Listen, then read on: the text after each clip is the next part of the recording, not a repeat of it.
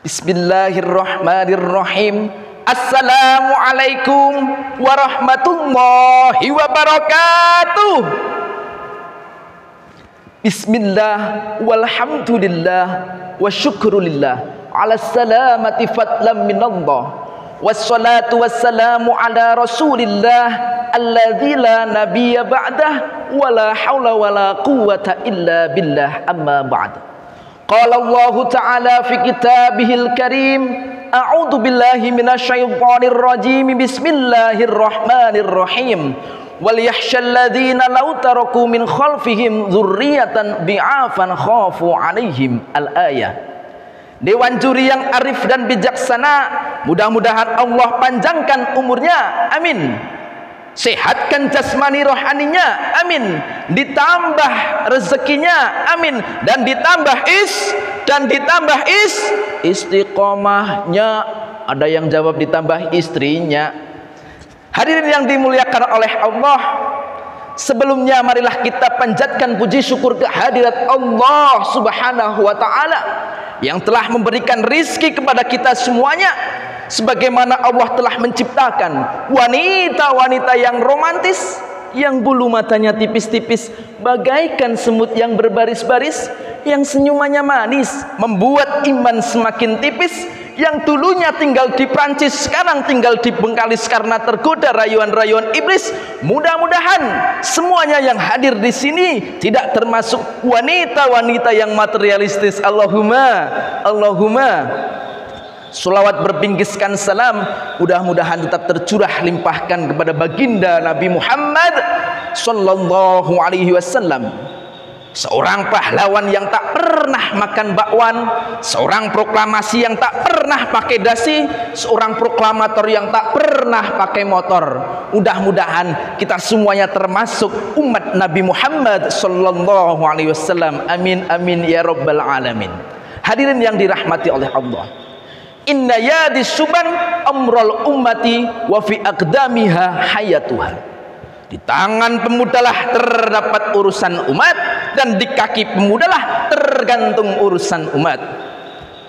Mengingat betapa pentingnya syair yang disampaikan oleh Syekh Mustafa Al-Ghulayaini ini, betapa pentingnya peran pemuda dalam membangun masyarakat, tentunya harus diimbangi dengan akhlak mulia yang baik.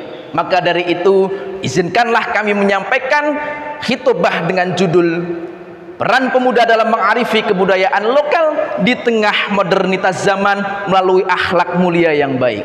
Hadirin yang dirahmati oleh Allah, dewasa ini dunia sedang berkembang dalam berbagai macam aspeknya.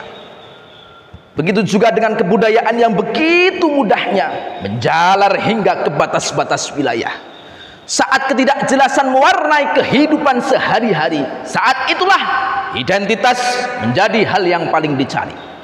Yang tidak dapat dipungkiri adalah kemajuan teknologi informasi menjadikan masyarakat dengan mudahnya menyerap semua hal yang diinginkan. Maka dari itu dapat dikatakan pada era ini semua orang dapat memilih dengan bebasnya kebudayaan dari luar untuk dijadikan kebiasaan dalam kehidupan sehari-hari.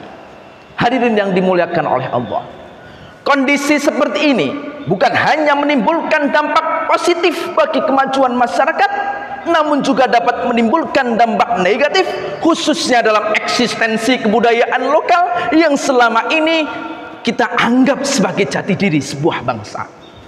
Kama qala Roma Irama terenoret cecet 250 juta jiwa penduduk Indonesia teret-teret, terdiri dari banyak suku bangsa, itulah Indonesia teret-teret.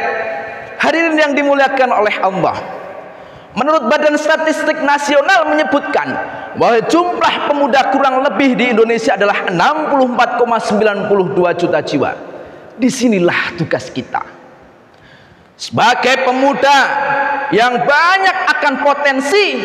Tentu kita tidak akan kekurangan peluang yang cukup untuk mengembalikan identitas budaya kita, budaya bangsa kita, bangsa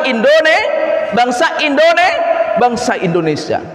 Hadirin yang dimuliakan oleh Allah, Setidaknya di sini saya akan menyampaikan dua cara untuk mengembalikan identitas kita melalui akhlak mulia kita. Yang pertama,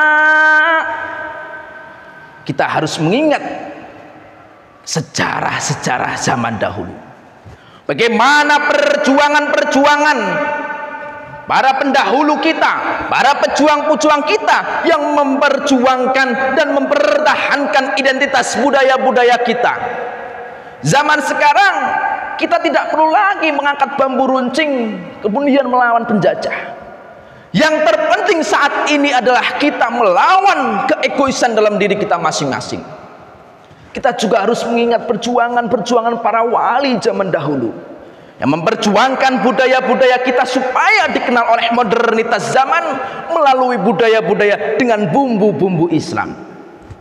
Yang kedua, jangan terlalu terbebas dalam liberalisme. Hadirin yang dimuliakan Allah, negara yang hancur adalah negara yang akhlak mudanya hancur. Kok bisa? Bagaimana tidak?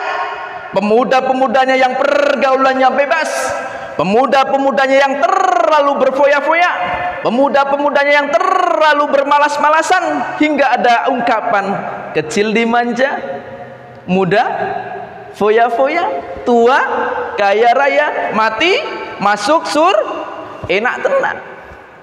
Hadirin yang dimuliakan oleh Allah, kita tidak perlu terburu-buru untuk melakukan atau tidak liberalisme. Cukup mulailah dari diri kita sendiri. Diibaratkan sebuah spons, apabila akan digunakan untuk membersihkan yang lain, maka spons itu harus bersih terlebih dahulu. Mudah-mudahan anak cucu kita dan kita nanti termasuk golongan-golongan pemuda-pemuda yang berakhlakul karimah, pemuda-pemuda yang baik. Maka dari itu kita tidak akan kehilangan budaya-budaya yang selama ini diajarkan oleh para pendahulu kita melalui akhlak para pemuda yang baik dan akhlak pemuda yang berakhlakul karimah. Hadirin yang dirahmati oleh Allah, demikian khitbah yang dapat kami sampaikan karena waktu yang sempit dan jadwal yang padat. Untuk itu mohon dimaafkan. Belajar di waktu muda bagaikan mengukir di atas batu, belajar di waktu tua terenoret cecet bagaikan mengukir di atas air. Wallahul muwaffiq ila aqwamit thoriq. Wassalamu alaikum warahmatullahi wabarakatuh. Aduh. Hah?